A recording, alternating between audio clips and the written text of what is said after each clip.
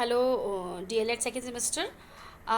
हम लोग हिस्ट्री के बारे में ही ज़्यादा पढ़ रहे हैं। अगर आपको किसी और विषय में ज़्यादा और चाहिए, इकोनॉमिक्स और ज्योग्राफी का भी, तो आगे हम लोग पढ़ेंगे उसको। हिस्ट्री क्योंकि ज़्यादा कवर अप होती है आपके एग्ज़ाम में, तो हिस्ट्री की डिटेल हम ज़्यादा दे रहे हैं। फ़िलहाल हम दिल्ली सल्तनत पढ़ते हैं, क्योंकि इसमें भी छोटे छोटे कुछ क्वेश्चंस आपके एग्ज़ाम में आते रहते हैं। बहुत डिटेल में नहीं पढ़ाएंगे क्योंकि रिवीजन ही चल रहा है। फिर भी हो सकता है कुछ ऐसी चीज़ें हों जो आपको नहीं पता चलें। आज हम लोग पढ़ेंगे दिल्ली सल्तनत। इस दिल्ली सल्तनत के अंतर्गत वो सारे वंश आते हैं जो कि मुग़ल काल की स्थापना से पहले थे। ठीक है। और राजपूत काल के बाद और मुग़ल काल की स्थापना से पहले, क्योंकि इसके पहले आप मोहम्मद गोरी और मोहम्मद बिन कासिम वगैरह के बारे में आपने पढ़ा होगा। नहीं तो नेक्स्ट में हम आपको उसके बारे में भी बता देंगे। अभी हम लोग चलते हैं गुलाम वंश की तरफ। और गुलाम वंश का जो टाइम पीरियड था, वो पूरा टाइम पीरियड तो 1206 से 1290 तक का माना जाता है। और क्योंकि मोहम्मद गोरी का कोई पुत्र नहीं था, तो मोहम्मद गोरी ने भारत विजय के पश्चात यहाँ पर जो भी विजय करी थी, उसने अपना प्रतिनिधि कुतुबुद्दीन ऐबक को नियुक्त किया था, जो कि वास्तव में उसका एक गुलाम था। हालांकि ऐसा माना जाता है कि सुल्तान घोषित करने पर कुतुबुद्दीन ऐबक को उससे पहले ही उसने गुलामी से उसे आज़ाद कर दिया था, लेकिन तभी भी इसको गुलाम वंश कहा जाता है। हालांकि इसके अलग अलग नाम भी हैं। ठीक है। ये दिल्ली वंश के शासकों की सूची है, जिसमें कुतुबुद्दीन ऐबक, इल्तुतमिश, रज़िया सुल्तान, इन सब का नाम आपने सुना होगा, बलबन का। ठीक है। बाकी बीच में जो कुछ शासक हुए हैं, हालांकि वो बहुत प्रभावी नहीं हुए हैं, लेकिन फिर भी उनके बारे में जानकारी आपको होनी चाहिए नाम के हिसाब से। कुतुबुद्दीन ऐबक वो एक तुर्की था, और उसे माना जाता है कि उसके चाचा ने बेच दिया था, और वो खुरासान लाया गया। उसके बाद मोहम्मद गोरी ने उसे ख़रीद लिया था। गुलाम वंश का टाइम पीरियड, जैसा कि हमने बताया, 1206 से 1290, और इतिहासकारों ने इसको अलग अलग नामों से पुकारा हुआ है। कुछ इसे गुलाम कहते हैं, क्योंकि गुलाम वंश कहते हैं क्योंकि इसमें जो शासक थे वो पहले किसी न किसी के गुलाम रह चुके थे। फिर उसे मामलूक वंश का भी कहा जाता है, क्योंकि मामलूक का अर्थ होता है दास। तो ऐसे गुलाम जिनके माता पिता स्वतंत्र थे, लेकिन वो स्वयं दास थे और उन्हें सैनिक कार्यों में लगाया गया, तो इसे मामलूक वंश के नाम से भी जाना जाता है। इसका सर्वाधिक उचित नाम इल्बरी वंश कहा जा सकता है, क्योंकि कुतुबुद्दीन ऐबक को छोड़कर बाकी सभी शासक इल्बरी जाति के तुर्क थे। तो 3 नामों से मिलता है। कभी कभी क्वेश्चन पूछा जाता है कि मामलूक वंश का संबंध किस वंश से है। फिर कुतुबुद्दीन ऐबक 1206 से 1230 ईस्वी तक इसने शासन किया। और कुतुबुद्दीन ऐबक के विषय में जो महत्वपूर्ण तथ्य हैं, तो गुलाम वंश का संस्थापक इसे कहा जा सकता है। ये मोहम्मद गोरी का गुलाम था। और इसके बारे में जो मुख्य बातें हैं कि इसे लाख बख्श कहकर, ये क्वेश्चन भी पूछा जाता है कि लाख बख्श किस शासक को कहा जाता था। तो कुतुबुद्दीन ऐबक को उसकी दानवीरता के लिए लाख बख्श कहा जाता था। बख्श का मतलब होता है देने वाला, और लाख का मतलब लाखों का, तो लाखों का दान देने वाला, यानी कि कुतुबुद्दीन ऐबक। और कुतुबुद्दीन ऐबक जो है वो उसका कुतुब मीनार का निर्माण उसने कराया था, निर्माण का प्रारंभ कराया था। ठीक है, समाप्त नहीं कराया था। शेख ख्वाजा कुतुबुद्दीन बख्तियार काकी की याद में कराया था, और उसका पूर्ण कराने का श्रेय इल्तुतमिश को जाता है। इसने क्या कार्य कराया, इसमें ये पूछा जाता है क्वेश्चन, अढ़ाई दिन का झोपड़ा किसने बनवाया। तो कुतुबुद्दीन ऐबक ने अजमेर में इस मस्जिद का निर्माण करा था, जिसका नाम अढ़ाई दिन का झोपड़ा है। और मोहम्मद गोरी के प्रतिनिधि के रूप में जब कुतुबुद्दीन ऐबक ने ये कार्य जो है यहाँ पर शासन करना प्रारंभ किया, तो बीच में काफ़ी विद्रोहों का भी उसे सामना करना पड़ा, और उसने इन विद्रोहों को दबाने का भरपूर प्रयास भी किया। सुल्तान की हैसियत से उसने कई कार्य किए, लेकिन सिर्फ 4 वर्ष की जो उसका कार्यकाल था, वो मात्र 4 वर्ष रह सका, क्योंकि उसने 1210 ईस्वी में वो चौगान खेल रहा था, जैसे आजकल पोलो वर्तमान का पोलो जो होता है घोड़े पर खेला जाता है, उसी तरह उस समय चौगान नाम का एक खेल होता था, घोड़े पर रहकर खेला जाता था। उससे वो गिर गया और उसकी 1210 में मृत्यु हो गई थी और लाहौर में ही उसको दफना दिया गया था। जो मुख्य बातें हैं वही हम इस वंश की बता रहे हैं जो आपसे ज़्यादातर पूछी जाती हैं। हालांकि कुतुबुद्दीन ऐबक जो है वो बहुत साहित्य और कला प्रेमी था, उदार और दानी था, तो उसके नाम से ही पता चलता है। एक कुशल राजनीतिज्ञ भी था और अगर उसकी क्वालिटीज़ आती है तो न्यायप्रिय शासक था।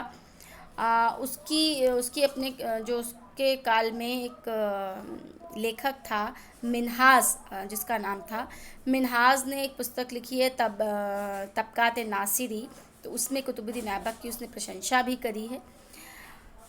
कुतुबुद्दीन ऐबक एक सफल शासक इसलिए नहीं हो सका क्योंकि वो उसने कोई ऐसा सुधार कार्यक्रम नहीं किया, जैसा था उसको वैसा ही चलने दिया और उसने भी बहुत सारे वध करवाए, उसने यहाँ की प्रजा के दिल को जीतने का कार्य नहीं किया, लेकिन फिर भी उसका इतिहास में एक महत्वपूर्ण स्थान है। इसके बाद इल्तुतमिश का टाइम पीरियड आता है। इल्तुतमिश 1211 से 1236 ईसा पूर्व इल्तुतमिश का टाइम पीरियड है और इल्तुतमिश भी जो है वो एक खरीदा हुआ गुलाम था, हालांकि उसको उसके जीवन काल में ही मुक्त कर दिया गया था। मिन्हाज का कहना है कि जो इल्तुतमिश था वो बहुत ही देखने में बहुत ही सुंदर था, बुद्धिमान भी था और उसकी जो कुलीनता है उसका कोई मुकाबला नहीं कर सकता था। इतना परोपकारी और सहानुभूतिपूर्वक पूर्ण राजा था। ये मिन्हाज ने अपनी इतिहासकार है जिसने उसने अपनी पुस्तक में लिखा हुआ है। और इल्तुतमिश को भी प्रारंभ में बहुत सारी समस्याओं का सामना करना पड़ा। दिल्ली साम्राज्य का विभाजन हो रहा था, उसके बाद राजपूत राजा धीरे धीरे स्वतंत्र होने लगे थे जो मोहम्मद गोरी के समय में उनके अधीन हुए थे। इसके साथ ही अमीरों ने इल्तुतमिश का बहुत अधिक विरोध किया था।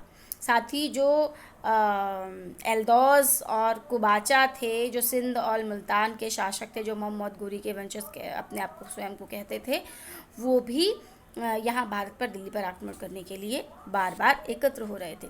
तो इल्तुतमिश ने सबसे पहले इन विद्रोहों को समाप्त करने का मन बनाया और एल्दौस से समझौता किया। उसके बाद एल्दौस से समझौता करने के बाद उसकी शक्ति का पतन भी किया। कुबाचा को भी लाहौर से बुलवाया और वहाँ से हटाकर लाहौर से कुबाचा को भी हटाया, एल्दौस को भी हटाया, परास्त किया और एल्दौस को बंदी बनाकर बदायूं भेज दिया, बाद में जहाँ पर उसकी मृत्यु हो गई। कुबाचा का दमन किया, लाहौर को जीता और इसके बाद मंगोलों के आक्रमण का इल्तुतमिश के टाइम पीरियड में बहुत अधिक भय रहा है। ठीक है, और उसने इल्तुतमिश से एक शासक था जलालुद्दीन जो कि मंगोलों से बचते हुए यहाँ आया था और इल्तुतमिश से शरण मांग रहा था, लेकिन उस शरण को इल्तुतमिश ने नकार दिया क्योंकि उसे पता था कि अगर वो जलालुद्दीन को शरण देता है तो दिल्ली में मंगोल आक्रमण हो जाएगा जिनसे बचना बहुत अधिक मुश्किल है। इल्तुतमिश की जो प्रमुख कार्य थे वो क्या थे, उसने राजधानी को लाहौर से दिल्ली स्थानांतरित किया, यानी कि लाहौर से जो है वो दिल्ली अपनी राजधानी बनाया। उसके बाद जो कुतुब मीनार का काम था वो भी इल्तुतमिश ने पूर्ण कराया। 40, ये बहुत इंपॉर्टेंट क्वेश्चन है, 40 गुलामों सरदार, जो 40 गुलाम सरदार थे, उनका एक संगठन बनाया जिसे तुर्कान चहलगानी कहते थे। ये क्वेश्चन भी पूछा जाता है एग्ज़ाम में, तुर्कान चहलगानी से आप क्या समझते हैं, तो आप इसमें लिखिएगा इल्तुतमिश ने अपने शासनकाल में 40 गुलाम सरदारों का संगठन बनाया था जिसे तुर्कान चहलगानी कहते हैं। या ये पूछा जाए किसके काल में थे, तो इल्तुतमिश के काल में थे। इल्तुतमिश ने बंगाल विजय करी, राजस्थान विजय करी, दोआब पर अपना अधिकार किया और इसके अगर हम चरित्र चित्रण की बात करें तो एक बहुत महान अलौकिक शासक था, बहुत कुशल कूटनीतिज्ञ था। जैसे उसने एल्दौज और कुबाचा को परास्त किया, यहाँ से हटाया। कट्टर सुन्नी मुसलमान भी था। मुद्रा के कार्य में मतलब उसने मुद्रा सुधार किया था और मुसलमान साम्राज्य का वास्तविक जो साम्राज्यों से कहा जा सकता है भारत में उस समय। मुद्रा में सुधार का मतलब कह सकते उसने अरबी सिक्के यहाँ पर चलवाए थे, और चांदी के जो टंके उसके समय चलते थे उनका वजन 175 जो 5 ग्रेन था, ठीक है, और उस पर अरबी भाषा में लेख भी अंकित था। बहुत तो मुसलमानों का वास्तविक संस्थापक क्यों कहते हैं कि बहुत सारी कठिनाई आने पर भी उसने यहाँ पर अपनी महानता को बनाए रखा और एक नींव को मजबूत किया, जिस पर बाद में बाबर आकर यहाँ पर रह सका। क्योंकि बाबर अगर वो यहाँ नहीं आता तो मुग़ल साम्राज्य की जो जड़ें हैं जो दृढ़ हुई, वो कहीं ना कहीं उसमें हाथ इल्तुतमिश को ही जाता है। इसके बाद इल्तुतमिश के बाद जो शासन हुआ वो हुआ रज़िया सुल्तान का। 1236 से 40 टाइम पीरियड रज़िया सुल्तान का भी रहा, और रज़िया ने भी अनेक विद्रोहों का सामना किया। क्यों अनेक विद्रोहों का सामना किया? क्योंकि क्योंकि एक तो वो महिला थी, और महिला पूरी तरह से जो ये जितने भी अमीर हुआ करते थे उन्होंने पूरी तरह से रज़िया को गद्दी पर बैठने का एक तरह से मना कर दिया था, क्योंकि उन्होंने कहा कि कोई भी बादशाह नहीं बन सकता। जबकि इल्तुतमिश ने अपने जीवन काल में ही ये घोषित किया था कि मेरे बेटे जो है वो बुरी आदतों में पड़ गए हैं, तो मेरा जो उत्तराधिकारी कोई भी बादशाह बनकर इस पर हुकूमत, इस जनता पर हुकूमत नहीं कर सकता। तो मैं अपनी बेटी के अतिरिक्त किसी और को यहाँ का उत्तराधिकारी नहीं बना सकता। ये इल्तुतमिश के वचन थे। और परंतु जो वहाँ के अमीर थे, जो कि महिलाओं को इतना उच्च दर्जा नहीं दे सकते थे, तो उन्होंने इल्तुतमिश के पुत्र रुकनुद्दीन फ़िरोज़ था उसको बनाया, लेकिन वो इतना अयोग्य सिद्ध हुआ कि उसकी फिर पकड़कर हत्या कर दी गई, और उसके बाद रज़िया को गद्दी पर बिठाया गया। रज़िया सुल्तान जो पुरुषों के वेश धारण करके राज दरबार में आती थी और बहुत बुद्धिमान थी, लेकिन जो कुछ मुस्लिम कह सकते हैं कि सरदार थे और कुछ मुस्लिम धर्म के जानकार थे, उन्होंने इस वेश में रज़िया का दरबार में आना और पुरुषोचित व्यवहार करना उचित नहीं समझा, और उन्होंने कहीं ना कहीं कुछ गलत दोष लगाकर उसको उसकी पद से हटा दिया, उसके विरुद्ध षड्यंत्र किया। और वो भी उसका विवाह जब अल्तुनिया से हुआ, उसके बाद अल्तुनिया जो था वो भी असफल शासक हुआ, और बाद में रज़िया सुल्तान की भी हत्या, ऐसा माना जाता है कि रज़िया सुल्तान की हत्या कर दी गई। उसके बाद रज़िया सुल्तान के लिए क्वेश्चन ये आता है कि वो एकमात्र महिला शासिका जो सर्वप्रथम बैठी, तो उसके लिए रज़िया को कहा जाता है पहली महिला सुल्तान, ठीक। फिर बलबन का आता है। बलबन उसके बाद नसीरुद्दीन भी तो कुछ समय बैठा, लेकिन उसका भी वो बहुत सीधा साधा शासक था। अपनी रोज़ी रोटी के लिए वो कुरान की नकल करता था, और जिस तरह आपने उसके बारे में सुना होगा मुग़ल सम्राट के बारे में, उसी तरह ये भी था नसीरुद्दीन मोहम्मद सुल्तान, जो अपनी रोज़ी रोटी कुरान की नकल करके बेचकर टोपी सीकर करता था। उसके बाद इसका ही गुलाम हुआ बलबन, जो कहा जाता है कि सबसे उम्र दराज शासक था। 80 साल की उम्र में 70 साल की उम्र में वो सुल्तान के पद पर आसीन हुआ था।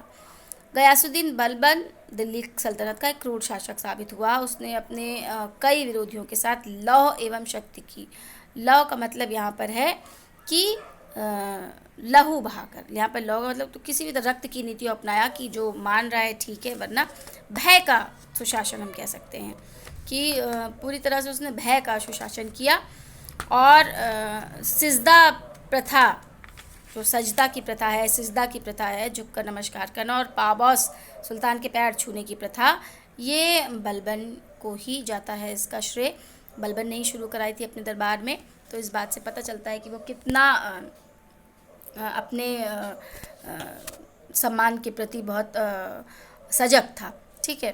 और फ़ारसी में जो एक उत्सव मनाया जाता है, नवरोज़ उत्सव, ठीक है, इसका प्रारंभ करने का श्रेय भी बलबन को जाता है। बलबन ने कहीं ना कहीं राजसी ठाठ को, राजस्व संबंधी सिद्धांतों को एक नया विश्वास दिया, और 40 अमीरों का जो एक दल था जो कि इल्तुतमिश के समय में बना था, उसका पूरी तरह से विनाश किया, क्योंकि उसे पता था कि ये लोग एकत्र होकर किसी भी सुल्तान के विरुद्ध विद्रोह कर सकते हैं। ठीक है, तो ये भी इसने अपने किया, और मंगोलों के आक्रमण का सामना भी जो है वो उसको करना पड़ा, बलबन को करना पड़ा। तो बलबन के शासन व्यवस्था के बारे में बस इतना ही पूछा जाता है, इससे ज़्यादा कुछ खास आता नहीं है। बहुत डिटेल में जाने की बीटीसी में ज़रूरत नहीं है, और काफ़ी इंपॉर्टेंट चीज़ें हमने डिटेल में आपको पढ़ाई भी हैं। बलबन की मृत्यु के बाद एक तरह से हम कह सकते हैं कि इस गुलाम शासन का पूरी तरह से अंत हो गया। ठीक है, और इसके बाद जो इस शासन में आता है वो आता है तो खिलजी वंश। खिलजी वंश, आज हम केवल 2 वंश के बारे में आपको बताएंगे क्योंकि बहुत डिटेल हुआ जा रहा है, तो आप गुलाम वंश और खिलजी वंश के बारे में आज बात करेंगे हम। उसके बाद नेक्स्ट सैयद वंश और लोधी वंश नेक्स्ट में। खिलजी वंश का जो संस्थापक था वो था जलालुद्दीन फिरोज खिलजी। ठीक है, खिलजी वंश में भी जो जलालुद्दीन खिलजी था वो एक कबीले का तुर्क था, और उसके पूर्वज तुर्किस्तान के आदिवासी थे और यहाँ पर आकर बस गए थे। जो जलालुद्दीन खिलजी था उसने गुलाम वंश के अंतिम शासक की हत्या करी, और गुलाम वंश का अंतिम शासक कौन था इसको भी आप ध्यान से पढ़िए। गुलाम वंश का अंतिम शासक था कैकुबाद, केरुक्सिन इसका नाम भी कह सकते हैं हम। कैकुबाद और कैमर्स या क्यूमर्स का ही नाम है। उसके बाद आता है ये जो खिलजी वंश। खिलजी वंश में भी 1292 में आपको 90 से मिलता है, लेकिन 92 में जो है 90 से इसने प्रारंभ किया, ये खिलजी वंश प्रारंभ हुआ, और 92 में ही इसको जलालुद्दीन फिरोज़ खिलजी को एक विद्रोह का सामना करना पड़ा, और ये विद्रोह था मलिक छज्जू का। ठीक है, बलबन का भतीजा था ये मलिक छज्जू। इसने विद्रोह किया और स्वयं सुल्तान की उपाधि को धारण करना चाहा, लेकिन अब फिरोज़ जो था वो बहुत कह सकते हैं कि दूरदर्शी शासक नहीं था। उसने अपने साम्राज्य में होने वाले जो विद्रोह होते उनको समाप्त करने का प्रयास नहीं किया। जिस मलिक छज्जू ने उसके विरुद्ध विद्रोह किया था उसको उसने क्षमा कर दिया। उसके बाद में उसकी हत्या का कारण कहीं ना कहीं वही बना। ठीक है, ठगों और डाकुओं के साथ उसने उदारता करी, उसके खिलाफ अनेक षड्यंत्र होते रहे। ठीक है, उसने एक मौलाना की हत्या करी। तो कई सारे ऐसे जो रणनीतियाँ थी उसकी वो ठीक नहीं थी, जिसके कारण उसका वध हुआ। उसके बाद जलालुद्दीन ने कहीं ना कहीं, ये जो जलालुद्दीन था ये कहीं ना कहीं अंधविश्वास करता था अपने शासकों पर, तो और अपने भतीजे अलाउद्दीन खिलजी, जिसके बारे में आप सब ने कहीं ना कहीं पढ़ा होगा। अलाउद्दीन खिलजी को जलालुद्दीन खिलजी का बहुत अधिक प्रश्रय प्राप्त था। उसने अलाउद्दीन खिलजी उसके शासनकाल में बहुत अधिक जो है वो शक्तिशाली हो गया था, और उसने बाद में अपने ही चाचा, ये जो चाचा भी थे और दामाद भी इनका था अलाउद्दीन खिलजी, अलाउद्दीन खिलजी ने फिरोज शाह खिलजी की हत्या कर दी। और जब उसकी हत्या हो गई तो उसने स्वयं को वहाँ का सुल्तान घोषित कर दिया, राज को प्राप्त कर लिया। देवगिरी आक्रमण और रणथंबोर आक्रमण, मंदावर विजय, मालवा विजय, ये सब जो है वो अलाउद्दीन खिलजी की कठिनाइयाँ भी थी और अलाउद्दीन खिलजी की जीत भी थी। अलाउद्दीन खिलजी का टाइम पीरियड है 1296 से 1316 तक। अलाउद्दीन खिलजी का जो है वो बहुत क्रूर शासक माना जा सकता है, परंतु ये था कि वो बहादुर भी था और दूरदर्शी शासक था। गुजरात विजय, रणथंबोर विजय और सबसे महत्वपूर्ण चित्तौड़ विजय। ठीक है, चित्तौड़ विजय, मालवा विजय, मारवाड़ विजय, जालौर विजय, ये सब विजय उसके शासनकाल में हुई। देवगिरी राज्य से उसे इतना अधिक 1294 ईस्वी में जब उसने देवगिरी पर आक्रमण किया तो उसे इतनी अधिक धनराशि प्राप्त हुई कि उसके अंदर जो है वो स्वयं शासन करने का, स्वयं शासक बनने का जो लालच है वो इसी वजह से कहीं ना कहीं आया था। फिर वारंगल विजय करी उसने, द्वार समुद्र की विजय करी उसने, मदुरा विजय करी, फिर देवगिरी पर पुनः आक्रमण किया। जो अलाउद्दीन खिलजी के शासनकाल की मुख्य बात है वो ये है कि उसने अपनी सफलताओं से प्रभावित होकर, प्रोत्साहित होकर स्वयं को सिकंदर सानी, सिकंदर द्वितीय की उपाधि को धारण किया। जजिया कर, जकात, जो मुस्लिमों से जजिया कर लिया जाता, सॉरी गैर मुस्लिमों से जजिया कर लिया जाता था, वो शुरुआत करने का श्रेय भी अलाउद्दीन खिलजी को जाता है। जकात कर भी, जो धार्मिक संपत्ति का 40वां हिस्सा होता है, वो भी उसने शुरू किया था। और उसकी सेना में स्थायी सेना रखने का जो कार्य था, तो सैनिक व्यवस्था में अगर उसने कहें कि क्या क्या कार्य किए, तो स्थायी सेना की व्यवस्था करी। सेना में भर्ती, मतलब स्वयं भर्ती करता था वो, योग्यता के आधार पर भर्ती होती थी। फिर नगद वेतन की व्यवस्था, जैसे पहले ज़मीनें जायदाद वगैरह दी जाती थी, वो उसने बंद किया और उसने नगद वेतन देने की व्यवस्था करी। घोड़ों पर दाग लगाने की प्रथा, ये भी खिलजी वंश का महत्वपूर्ण, और जिसमें अलाउद्दीन खिलजी का नाम आता है। ये भी पूछा जाता है घोड़ों पर दाग लगाने की व्यवस्था का श्रेय किसको है, तो घोड़ों पर दाग लगाने की जो प्रथा है वो अलाउद्दीन खिलजी की है।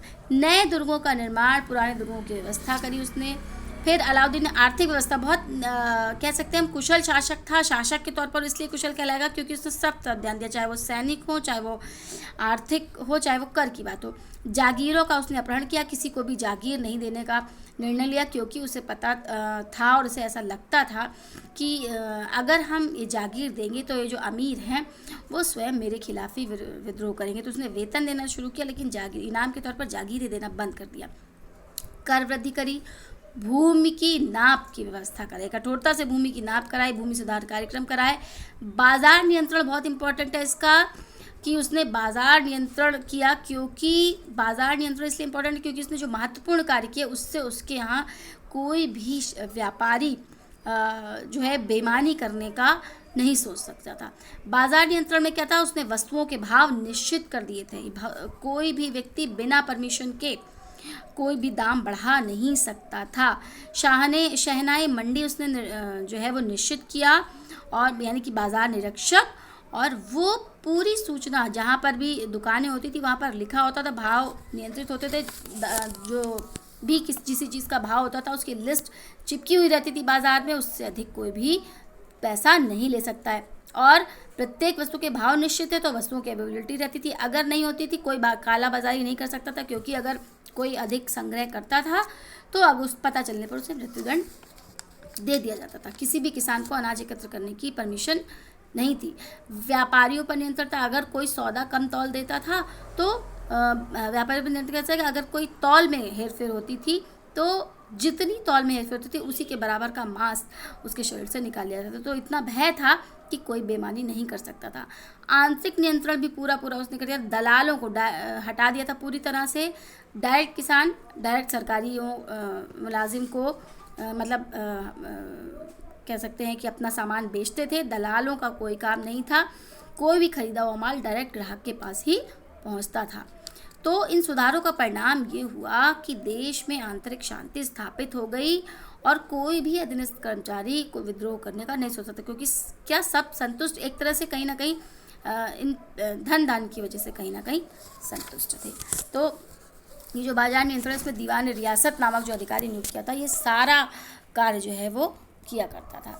अलाउद्दीन के अंतिम दिन बहुत अच्छे नहीं निकले, चाहे चित्रण के हिसाब से उसको हम वीर सैनिक, कुशल सेना नायक, कूटनीतिज्ञ कह सकते हैं, लेकिन वो क्रूर और निर्दयी शासक भी था। कुशल और योग्य था, लेकिन उसकी क्रूरता जो है झलकती है। कट्टर मुस्लिम था, परंतु विद्वानों का आश्रयदाता भी रहा है। विद्वानों का आश्रयदाता क्यों कह सकते हैं, क्योंकि वो स्वयं निरक्षर था, लेकिन अमीर खुसरो उसके दरबार का प्रसिद्ध कवि हुआ, और हसन नामक एक विद्वान भी उसके दरबार में शोभा पाता था। शेख निज़ामुद्दीन जैसे जो संत हैं वो भी उसके दरबार में आया करते थे। तो ये जो है अलाउद्दीन के बाद कोई भी अच्छे शासक, कुतुबुद्दीन मुबारक शाह, नसीरुद्दीन शाह, ये कोई अच्छे शासक नहीं हुए, और उसके बाद इस खिलजी वंश का समापन हो गया। तो आज आप खिलजी वंश पढ़ेंगे, कल हम सैयद और तुगलक वंश के बारे में पढ़ाएंगे आपको।